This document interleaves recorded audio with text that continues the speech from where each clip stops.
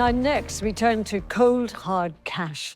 I'm being honest, I'm still a big fan of notes and coins rather than cards or contactless. It helps me know in a way where my money is. And I know many people feel the same.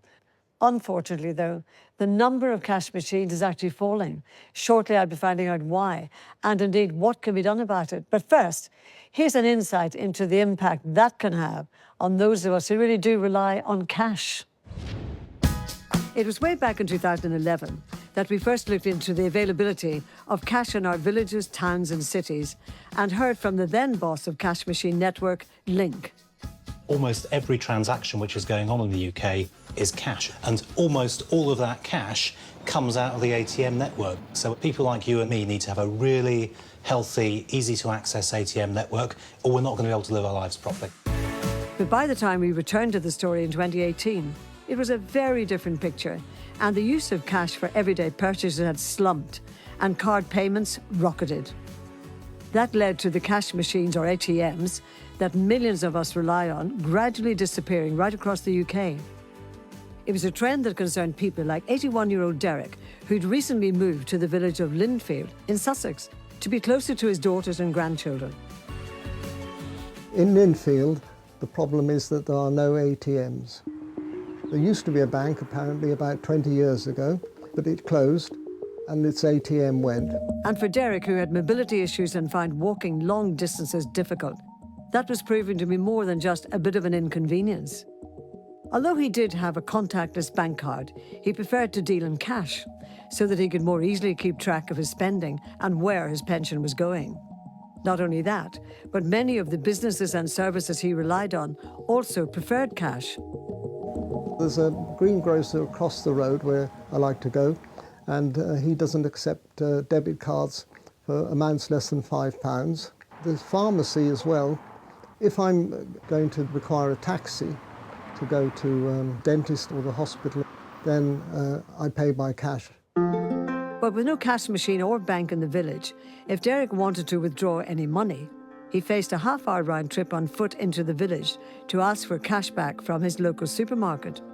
Either that, or he relied on his daughter driving him to his nearest cash point, which was 2 miles away in Haywoods Heath.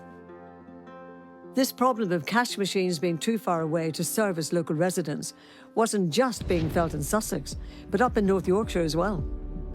But in the village of West Heslington, we find mobile post office worker Jill was stepping in to help. Morning. Morning. How are you? Fine, thank you. Jill was visiting 10 villages in the area, up to 5 times a week, in order to keep the residents' pockets filled with the cash they needed. A lot of my customers are quite elderly, and elderly people are used to dealing in cash. They budget by putting the money aside for each bill, and then they will come on and pay their electricity bill in cash.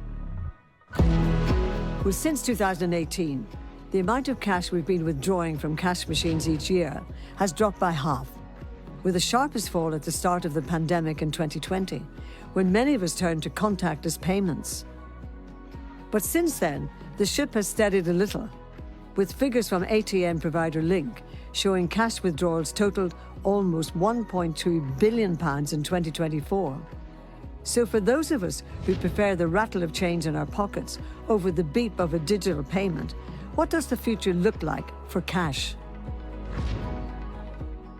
Joining me now to talk about the subject is personal finance expert Amy Knight from money advice site NerdWallet UK. And we're also joined by Rhys Kinsman from Cheshire, along with his lovely personal assistant, Penny. So welcome to all of you. I find it very difficult in a way to understand that more people are intending to use cash when a lot of the ATM machines are all closing down, banks are disappearing. Yeah, we've seen a trend towards digital payments over the last few years, people preferring to use cards, paying by contactless on their phone and on their smartwatch. But more recently, the cost of living crisis has put pressure on people's finances to the point where they're actually preferring to have physical money so that they can see exactly where that cash is going. Is that the sort of trend that's happening? Exactly. So NerdWallet UK carried out a survey of 2,000 adults nationally representative. This was in January 2025. And we found that those young adults in the 18 to 24-year age group are actually the most cash reliant. 85% of that age group said that they would like to use cash this year, and that's an increase from 79% across all age groups. But despite there being an increase in demand for cash, there are fewer places to access it. According to Link, which runs the largest ATM network, between 2020 and 2024, more than 6,200 free-to-use cash machines have closed down. The banks are going to have to look at this really carefully, and the FCA actually has oversight of cash access in the UK. And there's a responsibility on the part of banks to make sure that where they're making changes, potentially taking a branch or an ATM away, that alternative services are going to be available. But at this moment, I want to go to Reese. Reese, why is cash so important to you? To go out places like pubs and restaurants and stuff. And Penny, can you describe then Reese's condition that makes him maybe more reliant on cash? So Reese has a condition called Williams syndrome, which slows down his cognitive development, and he needs to be able to visualise things, to be able to understand them. Imagining how much money you have in a bank account or amount on a card is very, very difficult. So if he had a card, there would be the problem of possibly buying things that perhaps weren't within his budget for the day. It's too easy to flash that card, isn't it, Reese? Yeah. Yeah. Yeah. Do you find, Reese, that it gives you more independence? Because you can manage your money yourself if you can see it. Yeah.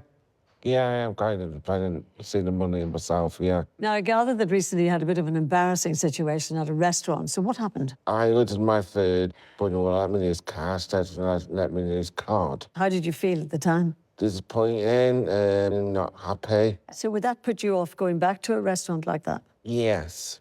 Yeah. Definitely. Yeah. Well, now we come to the hubs, because many people watching were saying it's driving me insane that our banks locally are gradually disappearing. So these new things called hubs have been set up. But how efficient are they?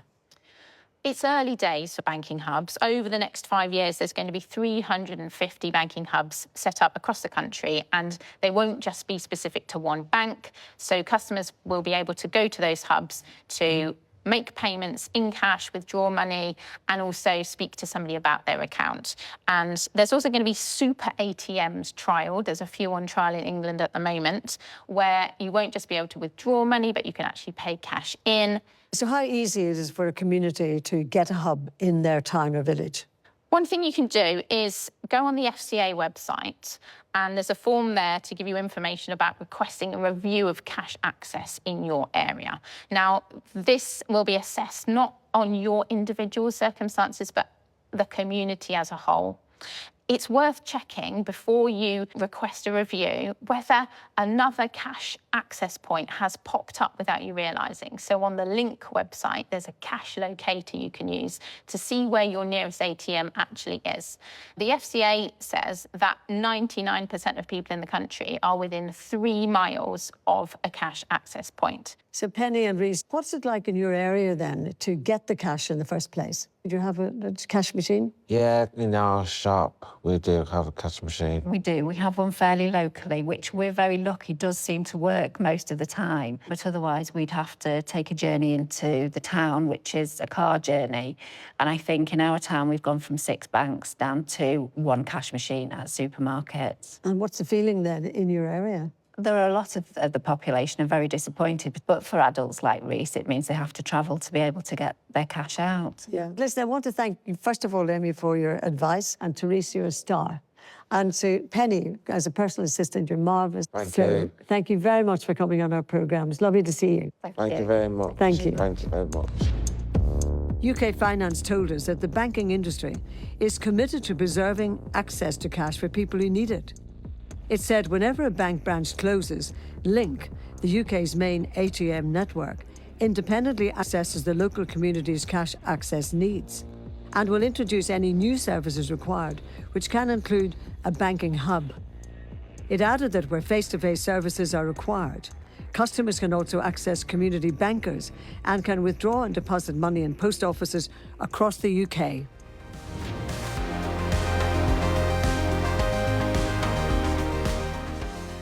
And it's that time now when we put your questions to our experts. Amy Knight and Felicity Hannah are back to tackle them. And the first one is for you, Felicity. Steve Kessel says he had a new kitchen installed 4 months ago, but there have been problems from day one, including the quality of the installation, the units, and some of the white goods. Steve says no one at the kitchen company is taking responsibility or giving him any solutions. Meanwhile, Steve is paying for a kitchen that is not fit for purpose. What can he do? The important thing to know is that the law is really on his side. In the first 6 months of something like a kitchen, it's really up to the company that's installed it to prove that it was fault-free when it went in and that any faults have developed on Steve's watch. Then I would look at perhaps getting an independent surveyor in. It's worth paying a little bit of cash to have somebody who's not connected to this come in, go through the kitchen and formally kind of identify what the problems with the kitchen are. And at that point, he can ask the company to put them right. He could also see if the company belongs to a trade association. They'll quite often have rules that their members should kind of keep to, so they might be able to encourage the company to put it right for him. After that, I'm afraid it probably is going to be a claim at the small claims court. It is more straightforward and it is cheaper than people quite often think. There's loads and loads of guidance online, including its citizens' advice. So that would be the process that I would go through. Amy, this one is for you. Margaret Lloyd says she can't find a way to stop her home insurance automatically renewing. She says she's tried online but doesn't know how she can stop them taking payment for a policy she just doesn't want. She can go straight to her bank, and if the payment's scheduled to go by direct debit, she can cancel it herself. She then informs the insurance company that's what she's done. And worst case scenario, if she missed the renewal date and the money did leave her account, she's still got the 14-day cooling off period and she can exercise her right to a refund. And Felicity, we end on you today because Jane Littlewood Kennedy, which is a very grand name, emailed for help. She treated herself to a subscription that would send her very rare vinyls, records, of course, every month. Only somehow her door number wasn't on the delivery address. And for the last 5 months, she's had no records, but is still being charged. That's not a good position. What can she do? First of all, make sure that it really is a legitimate company. And if it is a legitimate company, then there are a few things that she can do. She can get noisy online. That can be really, really effective. Perhaps leave negative reviews. Quite often a company will see those and think, right, better actually put this right. If she paid up front for this subscription, and if it cost more than £100, then her credit card company would also be liable along with the subscription company. And so she could potentially use Section 75 of the Consumer Credit Act, claim the money back through her credit card. But yeah, my advice to her, if that's not suitable, is to get noisy and start making a fuss. But on that note, there's just enough time to remind you that if you've missed any of the advice we packed into the programme today, from your rights if you rely on cash rather than cards, to how to ensure that you're not ensnared by shopping apps that feel like games, you can catch up on today's show and many, many more on BBC iPlayer. For today, though, that is all we have time for. Thank you so much for joining us, and until we see you again, goodbye. Bye-bye. Bye-bye.